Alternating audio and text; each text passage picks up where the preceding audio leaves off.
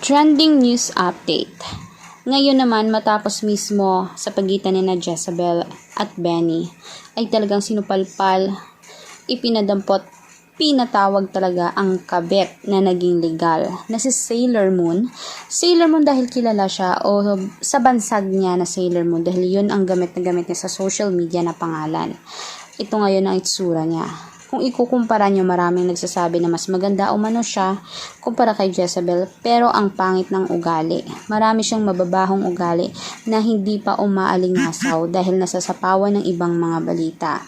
Ngayon naman dahil nakakaintriga, kinausap siya ni Idol Rafi kung anong plano niya. Kung ano ba talaga ang plano nilang mag-asawa matapos talagang saktan itong si Jezabel. Samantala itong si Benny naghihintay na lamang na makulong at ang babae umano ay talagang maangas, matapang kung sumagot. Gusto naman ni Idol Rafi Tulfo na magsustento dapat tong lalaki dahil kung makukulong siya hindi naman siya makakapagtrabaho. Kaya naman malamang walang masusustento kaya nagbigay na lamang ng cash assistance itong si Idol Rafi at itong si babae naman ay ayaw niyang suportahan. Ayaw niyang may magsuporta sa mismong anak ni Jezabel at ni Benny. Talaga namang makasarili. Alam na alam natin ang mga galawan ng isang kabit.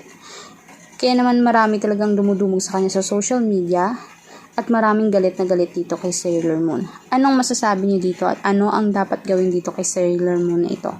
I-komento niyo sa baba ng video at huwag kalimutan mag-subscribe. I-click ang notification bell at i-share ang ating videos in public. Maraming salamat mga kanatasen.